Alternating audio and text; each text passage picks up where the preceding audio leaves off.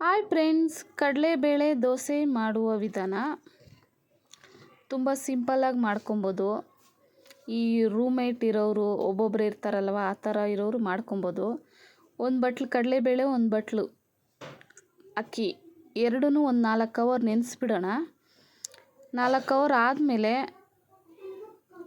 ಮೊದಲೇ ಚೆನ್ನಾಗಿ ತೊಳೆದು ನೆನೆಸಿಟ್ಟಿರಬೇಕು. ನೀರೆಲ್ಲ ಬಗ್ಗಿಸ್ಬಿಟ್ಟು ರುಬ್ಕೊಳ್ಳೋಣ. ಈಗ ಇದ್ರ ಜೊತೆಗೆ ಒಂದು 5 ಹಸಿಮೆಣಸಿನ್ಕಾಯಿ, ಒಂದು ಸ್ವಲ್ಪ ಶುಂಠಿ, ಇದನ್ನು ಹಾಕ್ಕೊಂಡು ರುಬ್ಕೊಳ್ಳೋಣ. ಖಾರವಾಗಿ ಶುಂಠಿ ಫ್ಲೇವರು ತುಂಬ ಚೆನ್ನಾಗಿರುತ್ತೆ.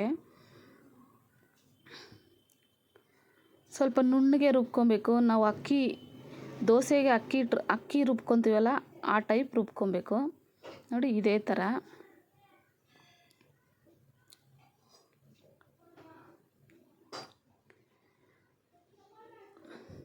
ಅದಕ್ಕೆ ಒಂದು ಈರುಳ್ಳಿ, ಸಬ್ಬಕ್ಕಿ ಸೊಪ್ಪು ಒಂದು ಸ್ವಲ್ಪ, ಕೊತ್ತಂಬರಿ ಸೊಪ್ಪು ಸ್ವಲ್ಪ,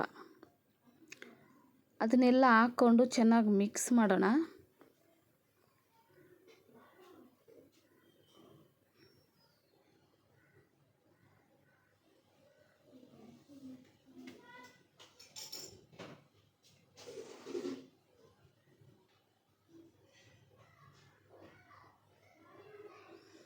ಆ ಜಾರ್ ತೊಳೆದಿರೋ ನೀರು ಹಾಕ್ಕೊಂಡು ನಾವು ದೋಸೆ ಹಿಟ್ಟು ಯಾವ ಥರ ಕಲಸಿಟ್ಕೊತೀವೋ ಅದೇ ಟೈಪ್ ಮಾಡ್ಕೊಳ್ಳೋಣ.